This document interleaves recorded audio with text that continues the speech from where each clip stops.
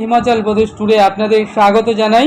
ওই দূরে দেখতে পাচ্ছেন যে সাদা তুষার আবৃত যে পর্বত শৃঙ্গ, ওটি হলো কাঞ্চনজঙ্ঘা।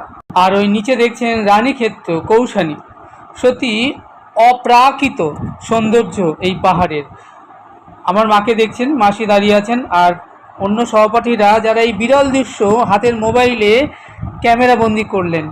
এই আমাকে দেখতে পাচ্ছেন স্ক্রিনে, আমি এখনো সবাই ঘুম থেকে উঠেছি 8টা বাজে। ব্রাশ করবো, এখনো টি ব্রেক হয়নি, হবে। আজ ডালহৌসিতে আমাদের দ্বিতীয় দিন। আমরা এই সাংগ্রিলা হোটেলের ব্যালকনিতে দাঁড়িয়ে ওই দূরে দর্শন করছি কাঞ্চনজঙ্ঘা আর আকাশে রামধনু। সত্যি অভূতপূর্ব দৃশ্য। এই প্রাকৃতিক যে সৌন্দর্য দর্শন করে মনটা ভরে গেল। কোনটা? একদম দূরেরটা। ওটা কাঞ্চনজঙ্ঘা?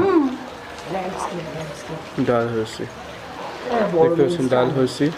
বাইরে হালকা ঝিরিঝিরি বৃষ্টি হচ্ছে, তার মাঝে পাহাড়ে কি অভূতপূর্ব রামধনু, আর তার সাথে সাদা বরফে ঢাকা কাঞ্চনজঙ্ঘা। সত্যি পাহাড়ের প্রাকৃতিক সৌন্দর্য নয়নভিরাম। ডালহৌসিতে অন্যতম যে সকল টুরিস্ট স্পটগুলো রয়েছে তার মধ্যে অন্যতম গান্ধী চক, Saint Johns church, Chameera Dam, জলাধার।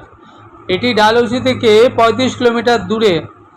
আর রয়েছে চামেরা লেক, ডেইনকুলা পিক, আর রয়েছে গাজী পাহাড়ি, সেন্ট জন চার্চ, সাথে সেন্ট ফ্রান্সিস চার্চ, বিরজি পার্ক, আর খাজিয়ার।